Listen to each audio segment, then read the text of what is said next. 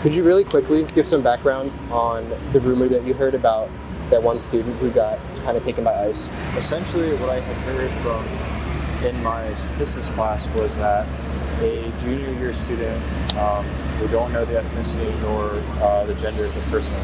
It was alleged that they were taken off campus by NYPD and were put into the custody of another group of people. People were speculating that it was ICE or some other organization that has to deal with immigrant deportation.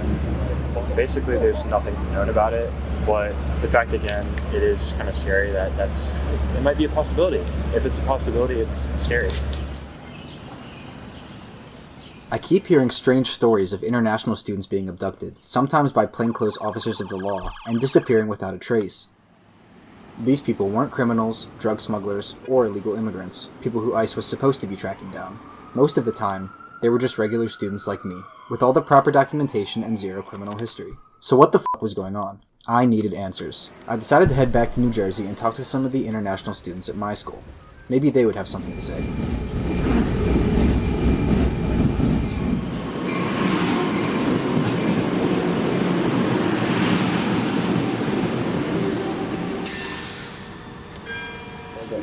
Are we recording? Yep. All right. Yeah, as I said before, this is probably the most nervous I've been for an interview. I've done a few before, but this is the one where I can actually see ramifications of what I say. There are people being bagged across the US at this point for coming out and speaking against the current administration. Turn around. Surveillance footage shows masked plainclothes officers arresting this student off campus Tuesday in Somerville, Massachusetts. Evening, he was ambushed by masked demanding the An Indian PhD student studying up. So, apprehensions, anonymity, always a good thing, but now more so than ever. I think I just fell in love with a porn star. During the golden age of America, we need border security. Whatever it takes to get border security, I will do it. In Turkey, there is at least kind of a unspoken rule of don't ask, don't tell about political things. Here it's starting to be the same. I mean, most people right now know someone that has been bagged in the protest. Mahmoud Khalil remains in ICE custody in Louisiana. The Palestinian activist and Columbia University graduate was detained last month. He's been charged with nothing. He committed no crimes. He's stuck in a detention facility. They have been arrested because they have been demonstrating against injustice. ICE just feels, through the Trump administration, that they have a right to take people from across our country and to put them into facilities like this here in Louisiana. This country is a land of firsts, and this is the first time I'm seeing people have their rights taken away, and it's met with thunderous applause.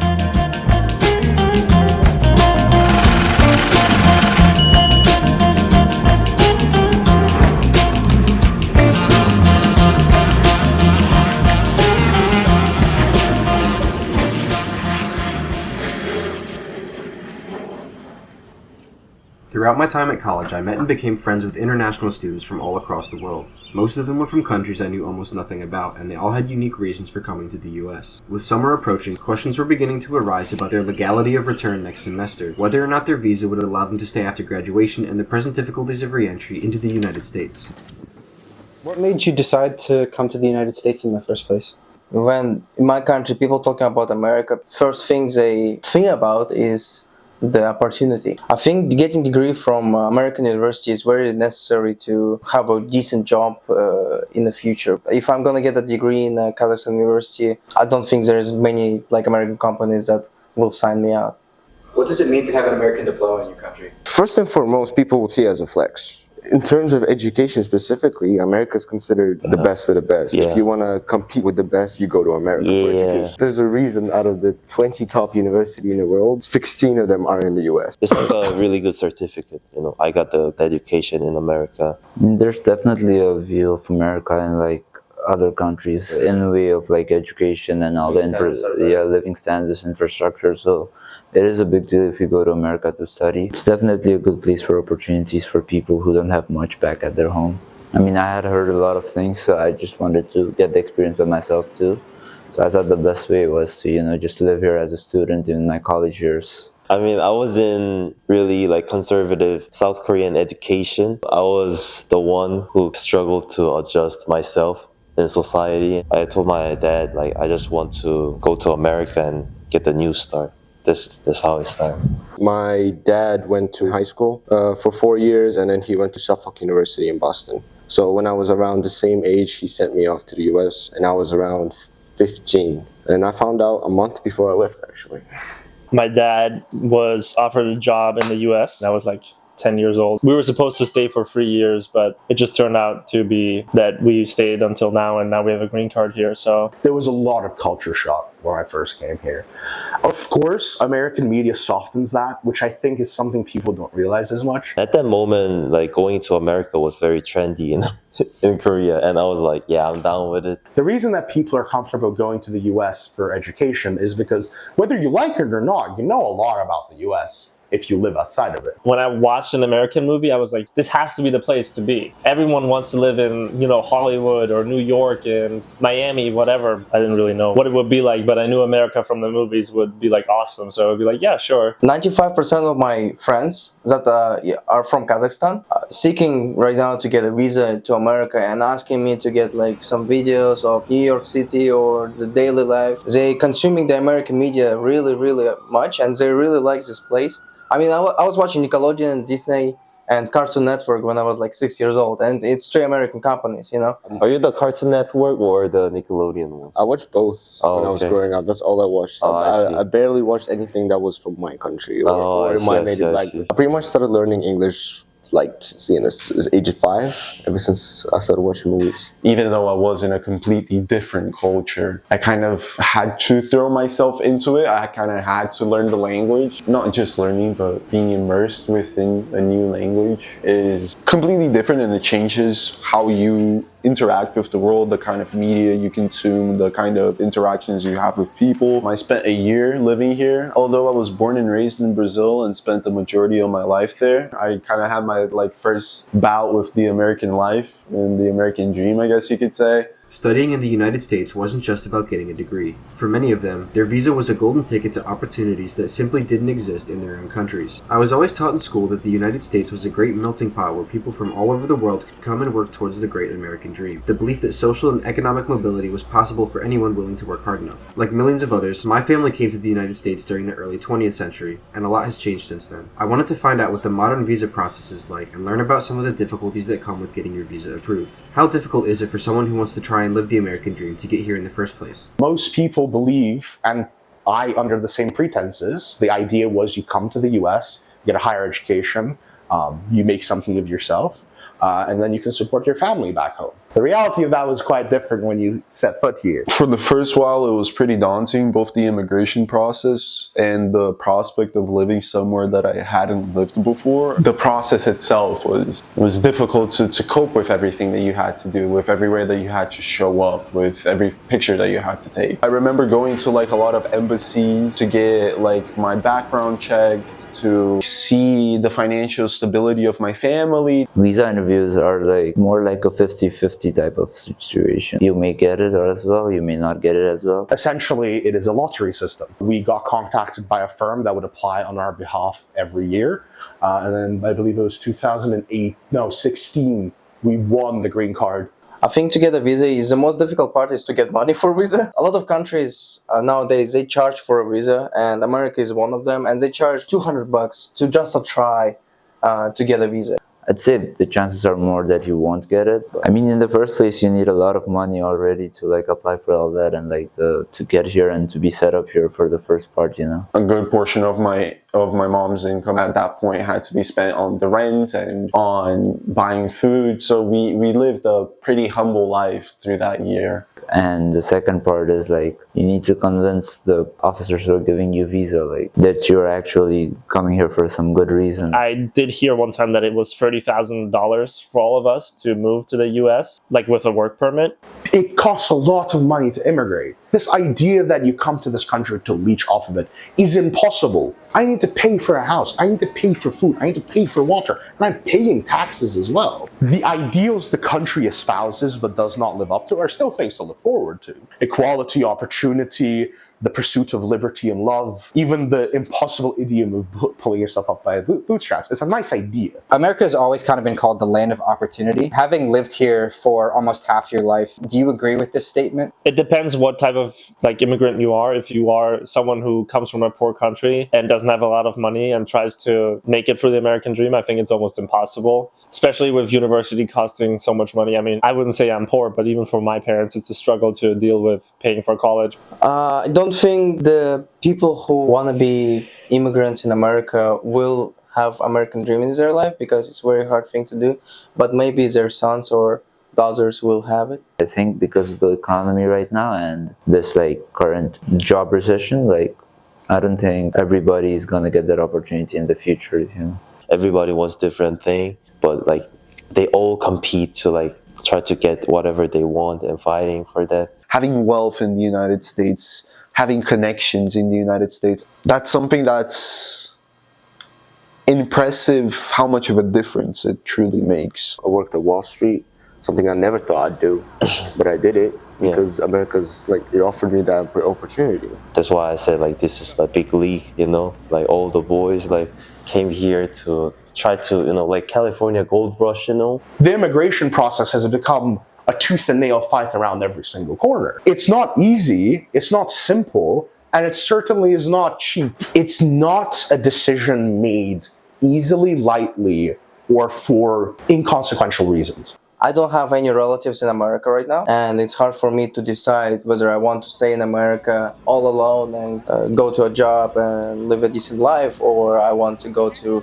Kazakhstan and get a not that much decent job but stay with my family. So I guess that's a moral question. I worry about it too, because for me, this is the moment I'm turning my, F1 visa to Washu, you know, and if it goes wrong, then whole thing flips, you know. You have a kid on the way. That's a pretty big moment for you. Are you concerned at all about getting a visa? Oh, I'm worried. Yeah. For most of my friends, just getting into the US was difficult enough. Under the current administration, that already tenuous path is starting to become even more uncertain. Tighter immigration rules, unpredictable policy shifts, and ever-increasing activity by ICE, which has started to act more like a mismanaged Gestapo, have made the future feel all the more unstable, not just for those hoping to come, but also for those already here, building their lives around an education that is starting to feel more and more conditional with each passing day. I went to my school's immigration office to find out more about what was going on, and to learn about how my school was responding to the actions that are being taken against students like them. My name is Michelle Coles. I am the Assistant Director of Student Experience in the International Office. After the election, there was a lot of question from students, confusions, concerns about what would happen. We do have concerns with students who are going up for visa renewals or who are incoming for the fall semester. A lot of the questions have really just been about the future, like should they be going home for the summer? Are they going to have issues coming back? Our immigration team has been working very closely with the university, as well as they have connections with an immigration lawyer. So they've been working in conjunction with the university to have immigration presentations about what to kind of expect, know your rights. There are limited reasons why status should be revoked. This administration is not following these parameters. You're supposed to have notice as to why your status was revoked. And what this administration is doing is giving the general reason of national security. SEVIS itself was created after 9/11 in response to the fact that some of the terrorists had F1 visas when they were admitted. And so what resulted was a large-scale crackdown, which was very reactionary. It really compromised the whole F1 student visa process for the following decade. What we have seen thus far is revocations of F1 visas, but no initiation of removal proceedings. So people are left in this in-between phase. We believe that about 4,700 students have been targeted only 2 people of this group of many hundreds had engaged in the political protests that this administration is saying, is the cause for concern about national security. A big topic of conversation right now are student protesters like Mahmoud Khalil, who are being sort of taken by ICE without any reason. What do you think would be the university's response were something like that to happen at our school? Well, one thing that the university has already done is they have taken actions to make sure that the member roster of clubs like SJP are not listed anywhere that is publicly accessible, so that Drew students cannot be targeted for being part of that club. On the social media side, there's been just messaging about be careful about what you are saying. They are vetting social media using AI. They're also vetting criminal databases, both local and federal. The courts are stepping in, but people have to go to the courts to ask for a remedy. It still doesn't solve the problem of a lack of process, a lack of an appeal for students where this happens. I think students are paying close attention to what is happening and adjusting their habits based on that. To be honest, I did not care as much as maybe I should.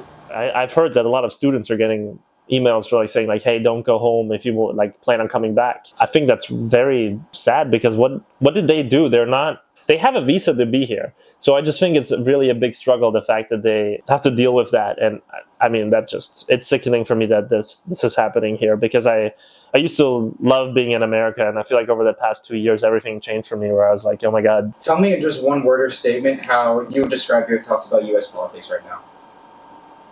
Wild. Extraordinary. Dog shit. Can I curse? I'm sorry. Yeah. In America, it's when you start politics, it's like this. It's a taboo. Politics in America is taboo. In Europe, that doesn't. Yes, there's polarization, but the fact that there's 8, 9 different parties that you can vote for changes a lot. Here, it seems more like a game of clubs. It's like you're supporting a football team. People are much more concerned with their side winning than benefits happening to them and those around them. Tell me a little bit about your perspective of what's going on politically, maybe from the context of things you've seen in your own country. God, it's like being a half-blind oracle. I've seen so much of this happen already. It's just infuriating to see the same exact things: political suppression, suppression of social media, suppression of adversarial talk, suppression of political candidates through illegal means. It's ridiculous the amounts of times that I've heard this administration do something that's unconstitutional. I just knew from social media, Russian social media, that some businessman won a presidency in America. I was like, oh, okay. It's clearly one guy trying to fight for a system where him and his coalition of little millionaires and billionaires get off scot-free and get to make a shit ton of money out of it. Because of the gold card, I think I have less chances to get a green card after my graduation. It's somewhat like a green card, but at a higher level of sophistication. President Trump announced a new gold card. This is a program that allowed people to pay $5 million directly to the U.S. government, and that gave them a fast track to permanent residency or a visa. It's the first time the U.S. had ever done something like this. I'm not a millionaire. I'm not a billionaire. At least there was an air of thin air in Turkey. Corruption was attempted to be hidden. Even if it was in shoeboxes in plain sight, it was still in a box. These things that we hear these days, I think that's the reason we should be getting worried these days, but still, I think as long as you stay in your lane and, don't cause harm or anything to anybody, you're fine. My F1 visa is guaranteed too, but I mean, just talking, I'm just never know. Yeah. All you have to just do a concern. All you have to do is study and lay low. If there's a protest, don't go to protest. That's how those 4 students... Oh, protest? I don't even go close to protest, bro. Those 4 students lost I don't even post about those things. They went to a protest, I think. So I just stay out of it. Yeah. Even some school events I stay out of, low-key. I don't think I need to be careful of what I'm saying. I need to be careful where I'm going, because he was in jail because of protests. And I guess I'm not going to protest anymore because of that. It feels kind of daunting to have to verify my speech, especially as an international relations major, because suddenly the place where free speech was enshrined for 250 years has lost faith in the idea. Like, I'm not going to be rooting down as much. I want to be able to get up and leave if I have to, because I've done it once and it seems I might have to do it again soon. What is something that you miss about home since you came here? What's the thing you miss most? Probably my family. I'm alone here. I have no relatives here. It's kind of hard to me to, like I said, it's a moral question, to stay here without relatives or to go to my family. Bulutlar yarime selam söyleyin. Kavuşma günümüz yakınmış değil. Felek yardan ırak koyduysa bizi. Gurbet ilde bir başıma neyleyim. Yardan ırak yaşanır mı söyleyin.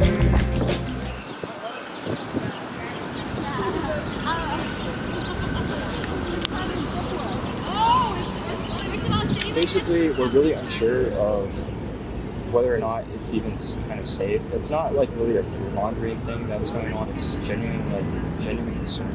We have a lot of friends that are not from here, and a good portion of them are actually United States citizens, but the fact is, it doesn't even matter anymore whether or not you're a citizen. My dad's lived in this country for 30 years. He came here in 95. He got his citizenship in 2002. He works and tied with the government as a contractor. If they, for some whatever reason, have a problem with him, theoretically, they could call ICE and they could put him into questioning or even kick him out of the country if they wanted to.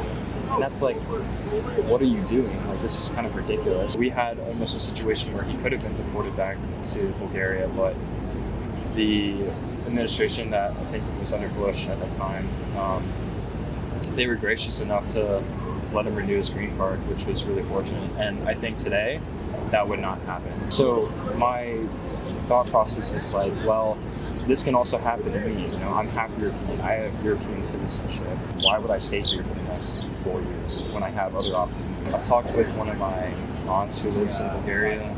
She lives in Sofia. So I'm basically just trying to take as many study abroad programs as I can. Go outside of the country, go study. Don't worry about whatever's happening here because it's just ridiculous. I think they think that they're trying to tighten up security where, we're going to keep out the illegals because that's what Trump's policy is. But you're kicking out people that have an actual place inside of this country legally.